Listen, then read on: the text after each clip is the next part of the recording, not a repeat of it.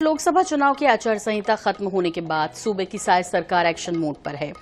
एक तरफ बची हुई मोदी की गारंटी को पूरा करने का काम तेज किया जाएगा, वहीं अब लोगों की समस्याओं के त्वरित निराकरण के लिए सरकार ठोस कदम उठाने जा रही है। सूबे की साय सरकार का फोकस मोदी की बची हुई गारंटी को पूरा करने के साथ अब आम जनता से जुड़ी समस्याओं के त्वरित निराकरण की ओर है।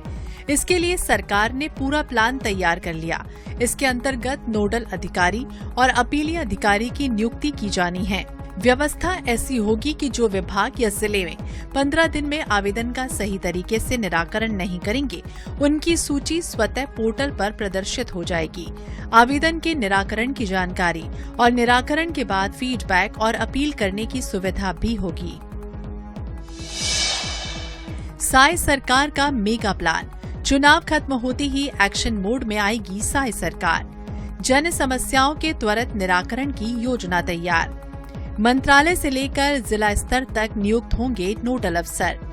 मंत्रालय स्तर पर अपर सचिव होंगे नोडल अधिकारी। मंत्रालय में उप सचिव होंगे अपीली अधिकारी। जिला स्तर पर डिप्टी कलेक्टर और संयुक्त कलेक्टर नोडल अफसर अपर संचालक को मिलेगा अपीली अधिकारी का दायित्व। संचालनालय स्तर पर सहायक संचालक नोडल अफसर होंगे। अपर कलेक्टर होंगे अपीली अधिकारी।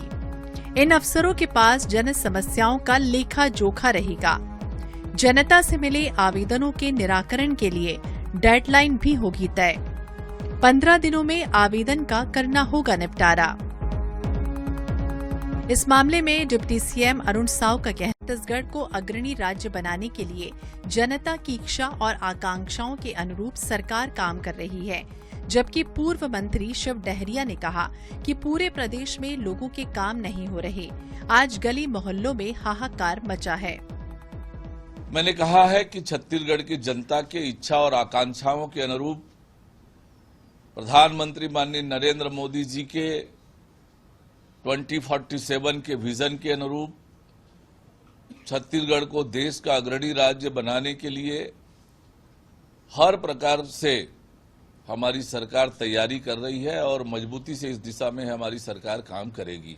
कुछ काम तो अच्छा करे भारतीय जनता पार्टी की सरकार। अभी तक तो ऐसा कुछ दिख नहीं रहा है। पूरे प्रदेश में लोगों के काम नहीं हो रहे हैं। ग्रामीण क्षेत्रों में विकास के काम ठप पड़ गए हैं। शहरों में भी विकास के काम नहीं हो रहे हैं। ये जन समस्या का निराकरण करने की बात करते हैं, लेकिन काम कुछ करते नहीं।